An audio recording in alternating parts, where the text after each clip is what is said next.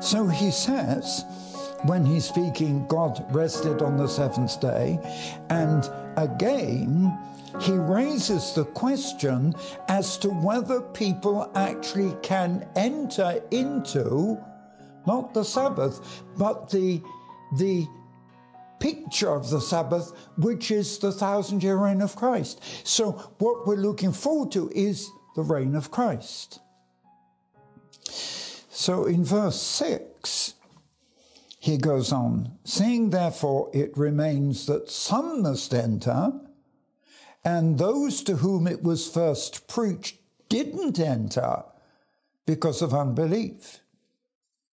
So that, unfortunately, I mean, he's talking to the Jews here.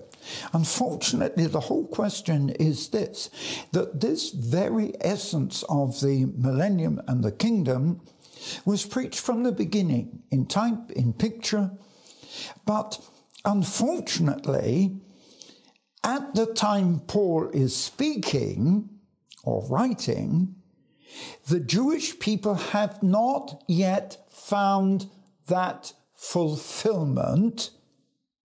It's a future. So they didn't find it. Paul is very clear and very critical. They didn't find it because of unbelief. I mean, this was typified in one way by the 40 years that the children of Israel traveled in the wilderness. I mean, that was not just an allegory, it was a literal thing that happened, because after only 40 days, they reached the border of the promised land. Only 40 days. The distance, yes, I mean, moving 2 million people with all the animals and all the equipment wasn't easy, but they still did it in 40 days. And then Moses sent out the 12 spies. You know the story. They all saw the beauty of the promised land.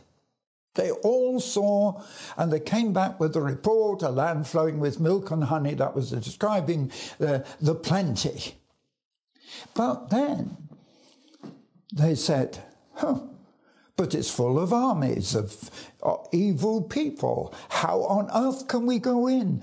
And 10 of them were so negative about entering the promised land. Only 2, Joshua and Caleb, who were faithful spies, said, yeah, we see the same difficulties, but by faith we can overcome. But because of the 10, and the people listened to the 10 in doubt, they wandered for 40 years in the wilderness till the whole of that generation died. Unfortunately, this, when I say unfortunately, this is quite a clear picture, because we're going to come up against this. This is what he's referring to in verse 2, as Paul is. He says, unto us was the gospel preached as well as unto them, but the word preached to them wasn't accepted by faith. Look, they were offered the promised land after 40 days, but didn't have the faith to go in and possess it.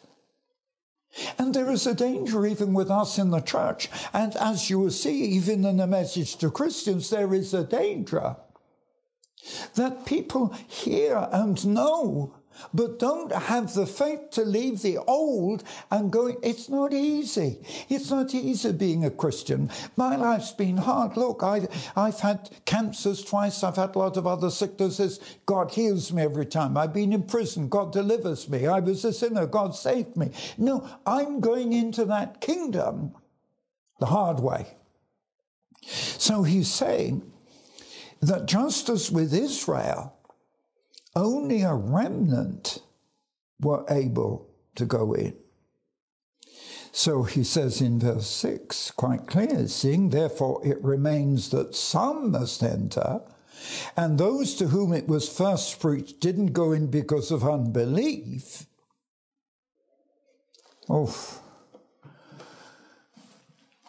The danger is that the generations today are as bad as Israel. Unbelief. In verse 7 again, he limited a certain day, saying in David, today, after so long a time as it said today, if you will hear his voice, don't harden your hearts. In verse 8, for if Jesus had given them rest, then he would not have afterward have spoken of another day. So what he's really saying is that Jesus himself, when he came, was absolutely clear in this message that just as Israel had stood on the borders of the promised land and by faith didn't go in, so even at the time of Jesus, when he came, offering a way of escape, a way of salvation, a way of deliverance, Israel as a nation rejected. The Jews rejected Christ, crucified him. So, as right from the time of David, he's saying, today, if you don't harden your hearts, you can receive. But then he qualifies it by saying that in verse 8, if Jesus had given them the rest, in other words, if the kingdom had come in the time of Jesus, and remember the disciples expected it, because the interesting thing is that when Jesus had died and risen from the grave in those 40 days, when he's talking to the Jews and to the disciples and promising the coming of the Holy Spirit on the 50th day, because he was seen alive for 40 days, that's the significance. But on the 50th day, he said that the Holy Spirit would come, and the immediate reaction was to the disciples was, will you at this time restore the kingdom to Israel? In other words, when the Holy Spirit is come, is that the moment when we enter into the Millennium Rest? No, we're still waiting for that. That's what he's talking about. So, in verse 8, if Jesus had given them that rest, if Jesus had fulfilled the promise 2,000 years ago, there would be no future. And if he had done it, he would not have said that there is yet a day coming. So it's no use us looking back and saying that we're living in a whole new period because Jesus has come and ushered in the kingdom. He's ushered in the kingdom, but we have not yet entered.